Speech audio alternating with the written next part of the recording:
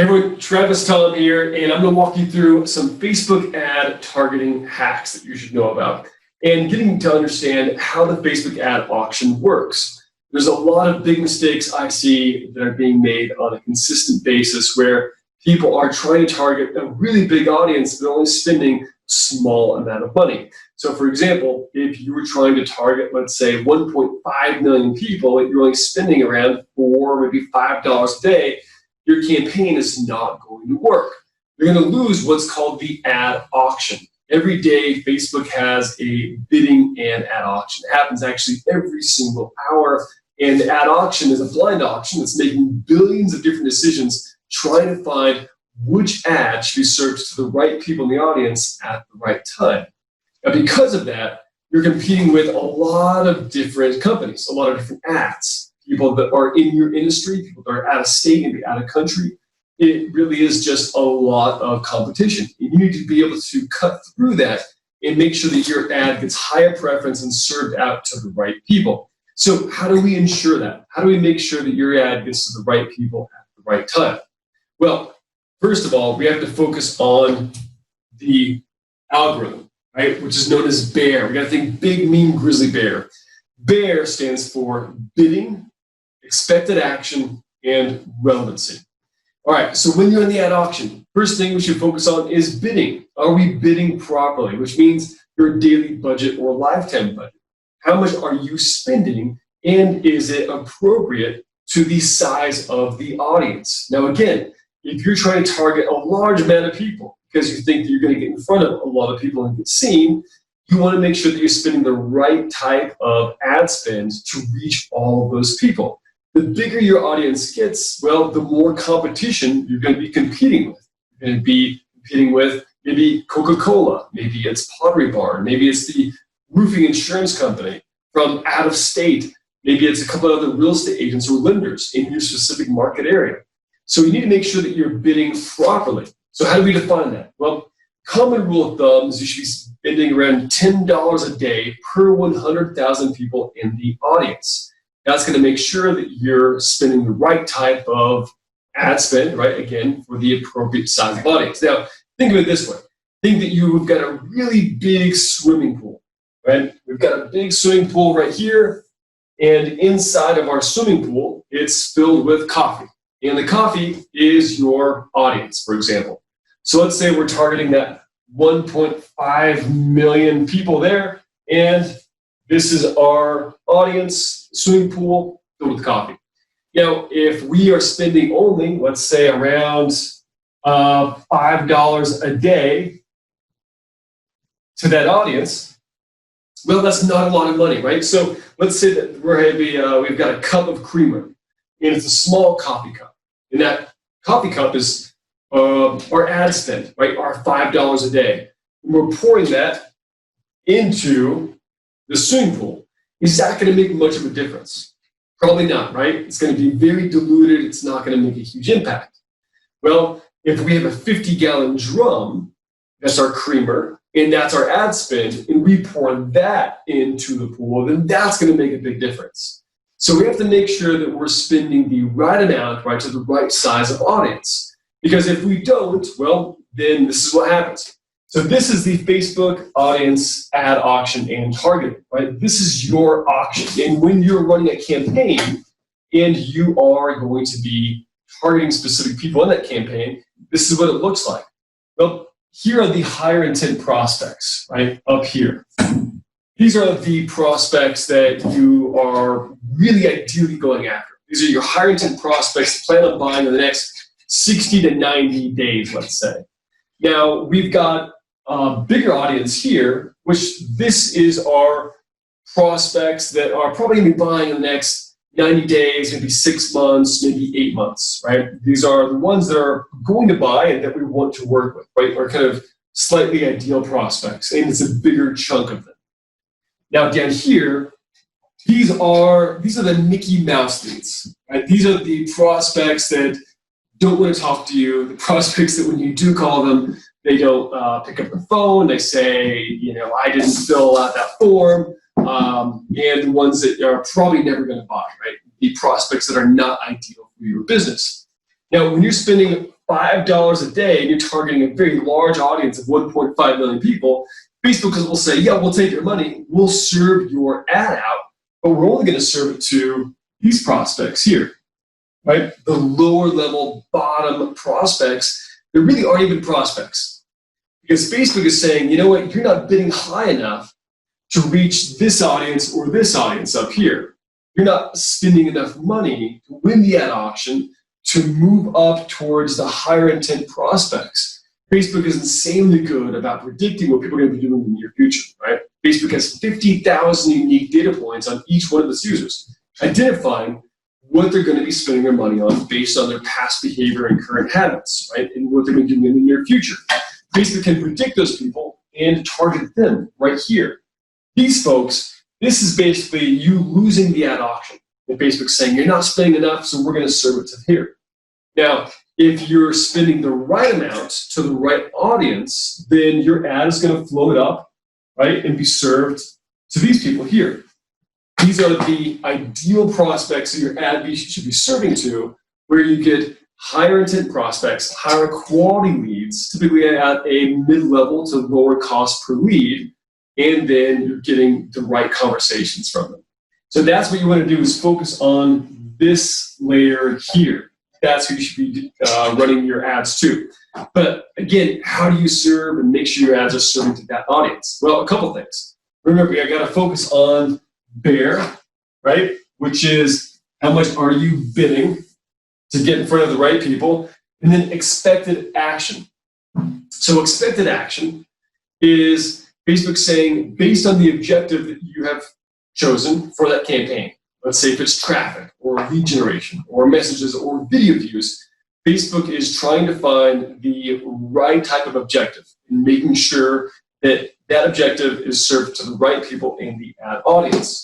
So now if your ad isn't getting the right expected action, meaning that you're not getting a high click-through rate, right? And click-through rate, also known as CTR, click-through rate is when people click on your ad and they move forward to the next destination. If it's clicking on the ad and going to a landing page, clicking on the ad and going to a video or a blog article, or it's a Facebook lead ad, right? Or if it's messages, it all kind of comes down to your click-through rate. Now, industry standard click-through rate is 1%. So that's industry standard typically across the nation in some parts of the world. Now, if you're getting a 1% click-through rate, that's good. That's the industry standard. If you're getting below that and it's not really performing well, that's a suboptimal experience, right, for that user base. Something's happening. Either the ad image isn't correct, something's not resonating with the audience, it may not be relevant to them, the ad copy might be off, the targeting might be off, your bidding might be off, or the landing page you're sending people to might not be fast loaded, right? There's a lot of different possibilities that are factored into typically a low click-through rate. But most of the time, it's about the ad image. And about 90% of the campaign is basically built off of the ad creative, right? The ad image here.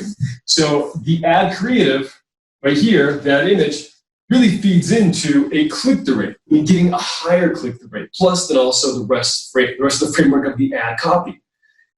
So we want to make sure that we strive for a high click-through rate with a good quality image that is highly relevant to the audience with the right ad copy, and that you have the right type of bidding to serve your ad up to this type of audience. So your ad can then get in front of the right people. Now, 1%, right? That's industry standard, that's pretty good.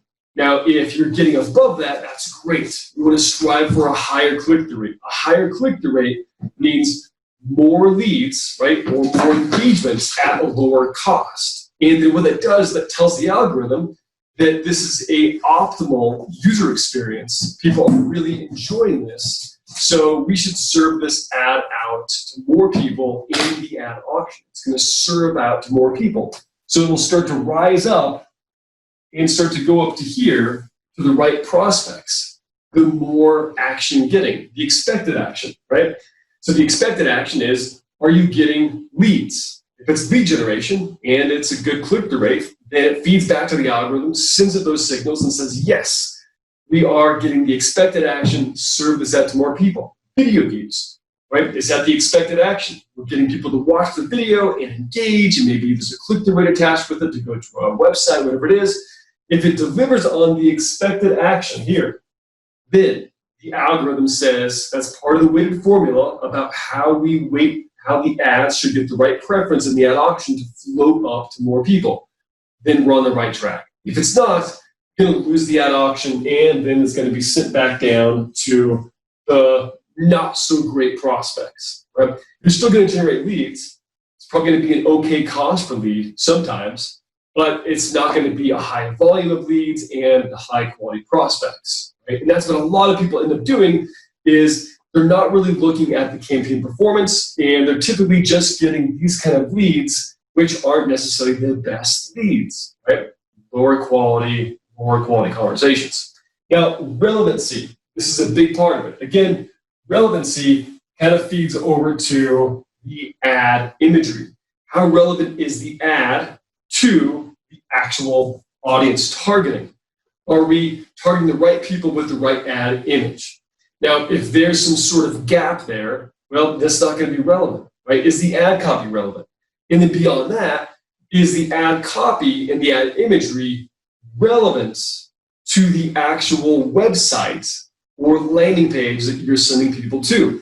So if you're sending people from an ad, right, off to, let's say, some sort of website here, and that website, let's say the image from the ad is not on the website, or some of the ad copy doesn't exist there, or it doesn't have an updated privacy policy, or it takes longer than 2.5 seconds to load.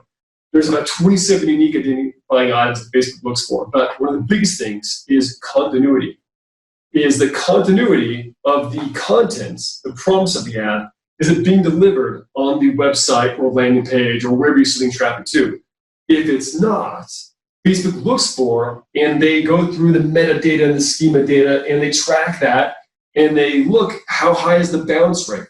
So the campaign might go for a couple of days, and the bounce rate is people going there and then immediately leaving, right? And that could be a warning sign to Facebook to say, hey, this is a suboptimal user experience. People are leaving that website really fast and then going back to Facebook or just leaving altogether.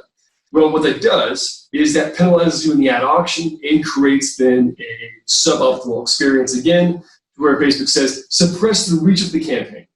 Start to penalize them in the ad auction to make sure that this ad is not going out to more people because the user base is spoken.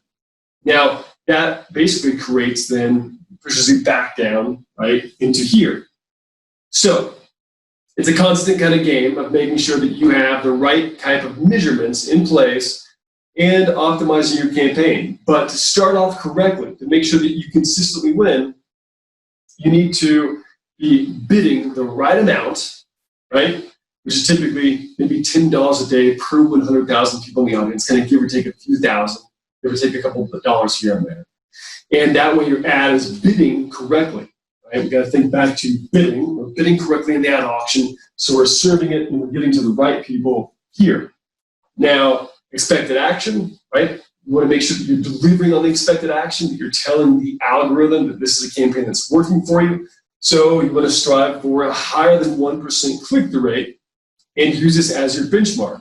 So you want to have a quality image, and you want to typically test maybe multiple different images using dynamic creative so that the ad images are basically shuffling through to find the winning combination. Lead with an image that is highly relevant to those individuals, and I would focus, if it's real estate, on more property-centric curbside images, not interior images. Interior images of a house and a property get a lower click-through rate. Exterior curbside images get a much higher click-through rate. So focus on that, and then from there, you want to make sure that you've got the right ad copy using our ad formula that we call ADIA. So attention, you want to grab their attention. Use some sort of eye-catching image or headline that pulls them in.